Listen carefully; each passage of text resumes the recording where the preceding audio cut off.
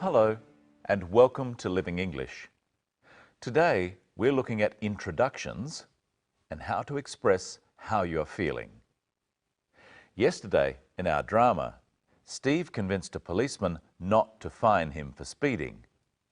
Today, Steve, Sarah and Anne arrive at the address they have for Anne's missing brother.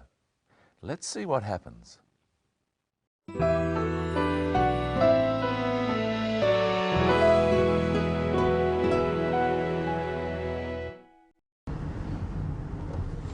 Where did you say it was? This is it, Barker Street. We're looking for number 57.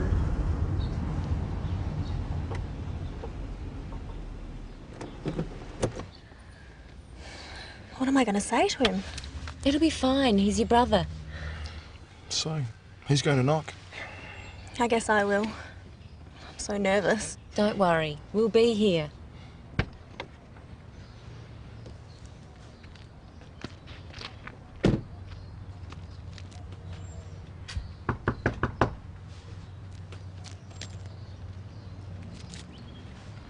Hello. Hello. I wonder... I'm sorry to bother you. I'm looking for... Oh, it's very hard to explain. Perhaps my partner can help you. David?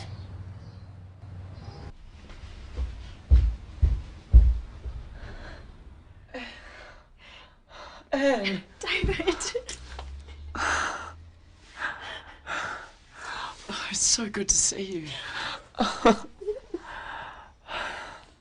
I'm so ashamed. I've been so selfish. I'm so glad you're all right. I've been so worried.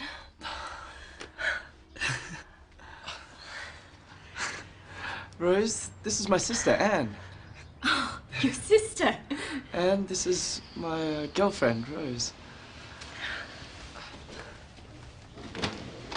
You'd better come in.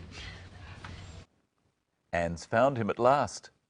And he has a partner. You'll have to keep watching to find out more about her. David had to introduce his sister to his partner. Let's look at how he does this. Rose, this is my sister, Anne. Oh, your sister?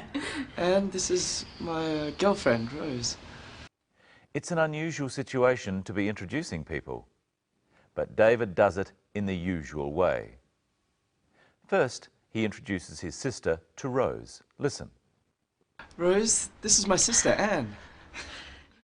First, he names Rose and tells her his sister's name and what relation she is to him. Rose, this is my sister, Anne. Practice saying that with the clip. Rose, this is my sister, Anne. Once he's done that, he introduces Rose to Anne. Listen. And this is my girlfriend, Rose. David wasn't sure what to say about Rose. When you introduce someone, you say something about them, whether they are your sister, or your boss, or whatever seems to be important. You say, "This is my sister," or "This is my boss." Let's practice using "this is." My brother Paul. This is my brother Paul. My sister Carol. This is my sister Carol. The receptionist Sue. This is the receptionist Sue. Now pretend that you have to introduce me to someone. You can say that I'm the presenter of Living English. And let's pretend that you have a brother called Jim. Introduce me to your brother Jim. Jim? Jim, this is the presenter of Living English, Brenton. And Brenton? Brenton, this is my brother Jim. Now let's have a look at the things we say when we knock on someone's door.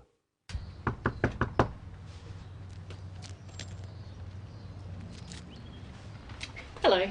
Hello. I wonder... I'm sorry to bother you. I'm looking for... Oh, it's very hard to explain. Anne was a bit confused. At first, she was going to say, "I wonder if you could help me." We say this if we need to find out something. If you needed to know when somebody next door might be coming home, you would use this expression. Notice that she says hello first. Try saying it. Hello, I wonder if you could help me. Hello, I wonder if you could help me. Or you could say, I'm sorry to bother you. To bother someone is to interrupt them, to ask them to do something. Try saying it. Hello. Hello, I'm sorry to bother you. In the end, Anne doesn't need to explain what she wants. Let's have another look at what happens next. Perhaps my partner can help you. David?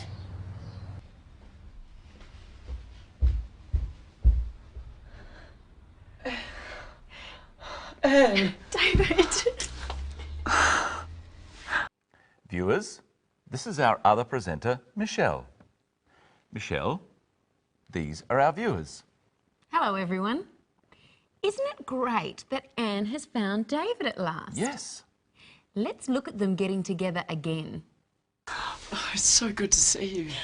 I'm so ashamed. I've been so selfish. I'm so glad you're all right. I've been so worried. It's such an emotional moment. Let's take a closer look at how they talk about their feelings. Listen to David first. I've been so selfish. And now Anne. I've been so worried. They both say, I've been. They're talking about their feelings over time. When David says, I've been so selfish, he means that being selfish is something he's done for a while. Anne was worried about David right from the start and all through our drama. That's why she says, I've been so worried. If she had worried about David in the past and then stopped worrying, she could say, I was worried. But she didn't stop worrying. So she says, I've been worried. I've been so worried. She said, so worried. Yes. They both used so a lot. They're using it to mean very. It's a very emotional scene. Can we have another look? Okay. Oh, it's so good to see you. I'm so ashamed. I've been so selfish. I'm so glad you're all right. I've been so worried. It's time to look at the words we use for feelings or emotions. Brenton, look at my face and say what you think I'm feeling.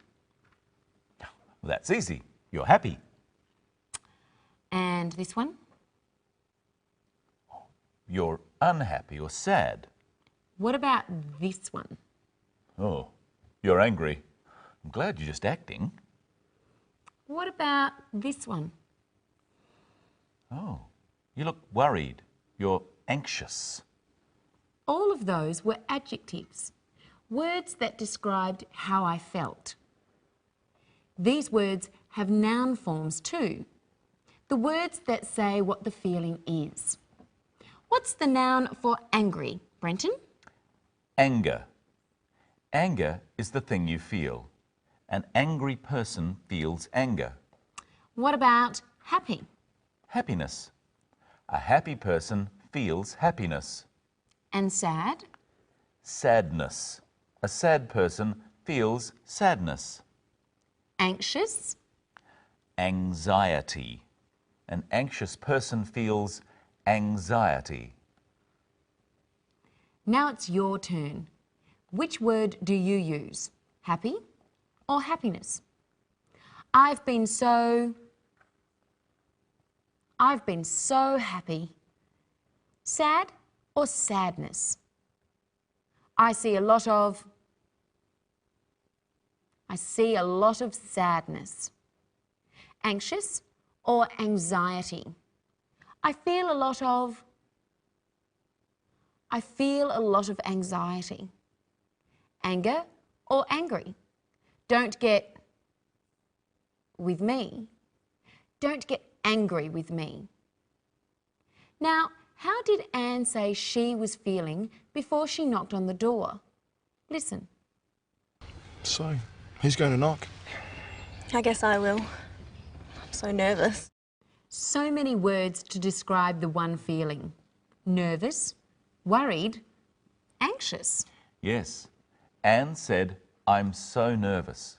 She's talking about the present. What would she say if she had been nervous for a while? I've been nervous. Let's see if you can say the right feeling for the right time. How do you say that you are angry now? I'm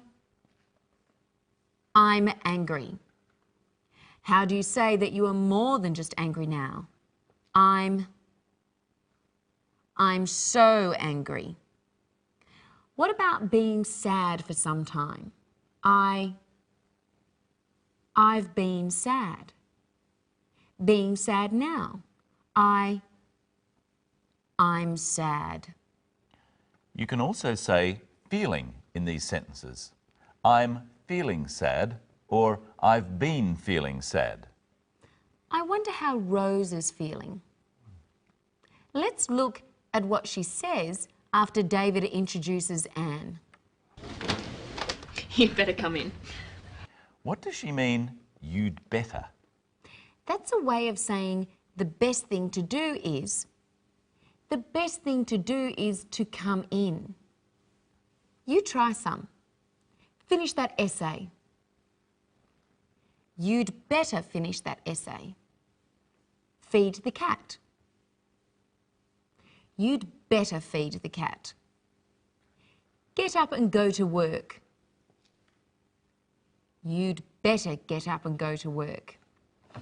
And we'd better stop. In our next episode, you'll find out more about words for relatives and some words that are called relative pronouns. Here's today's drama again. Bye. Bye. Where did you say it was? This is it, Barker Street. We're looking for number 57.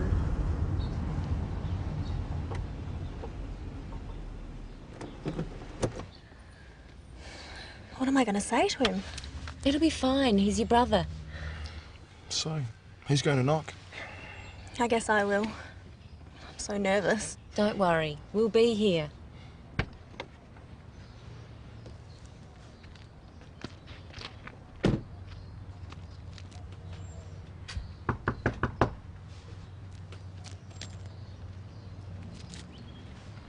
Hello. Hello.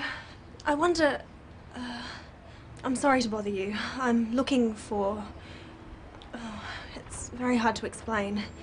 Perhaps my partner can help you. David?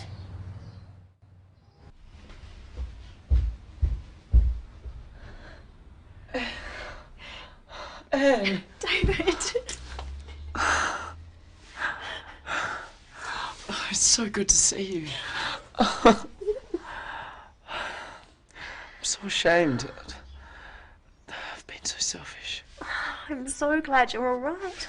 I've been so worried.